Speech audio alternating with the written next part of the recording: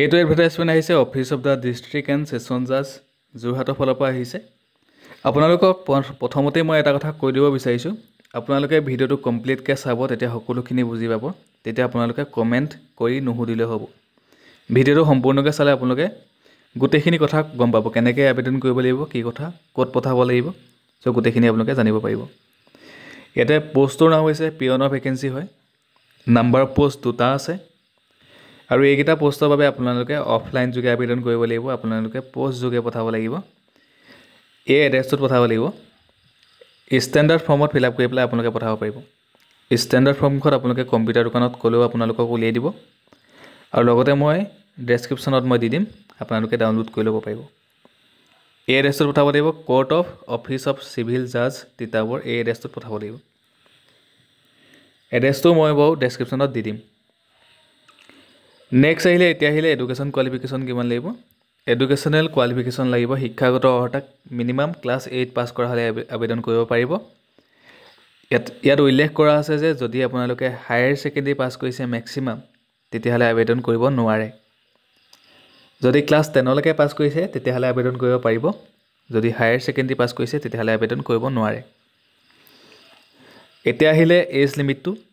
As লিমিটটো হৈছে আনৰিজাৰ্ভৰ কাৰণে, general কেণ্ডিডেটৰ কাৰণে 40 ইয়াৰ্ছলৈকে দিছে, OBC MOBCৰ কাৰণে 43, SCৰ কাৰণে, STPৰ কাৰণে, ST হিলছৰ কাৰণে দিছে 45লৈকে দিছে আৰু PWD কেণ্ডিডেটৰ কাৰণে 50 বছৰলৈকে দিছে। আপোনালোকে ষ্টেণ্ডাৰ্ড ফৰ্মত ফিল আপ কৰি পেলাই লগতে আপোনালোকৰ ডকুমেণ্টখিনি পঠাব লাগিব। সেই ডকুমেণ্টখিনি হৈছে self attested copy of all testimonial regarding educational qualification, age, caste certificate আৰু আপোনালোকৰ যোনখন এমপ্লয়মেণ্ট এক্সচেঞ্জ ৰেজিষ্ট্ৰেশ্যন কাৰ্ড আছে সেইখনো দিব লাগিব।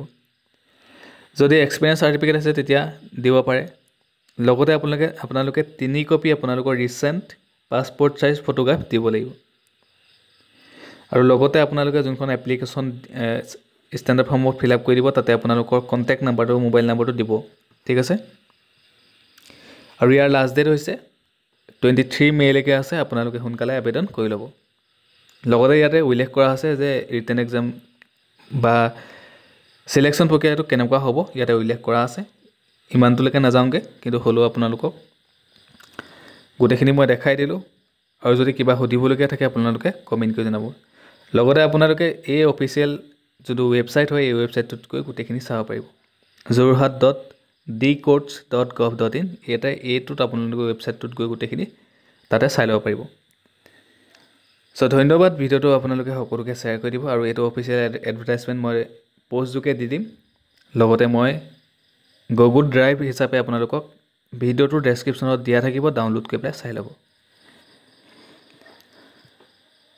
পেজটো আপোনালোকে ফ'ল' কৰি দিব, সকলোৱে ভিডিঅ'টো শ্বেয়াৰ কৰি দিব। ধন্যবাদ।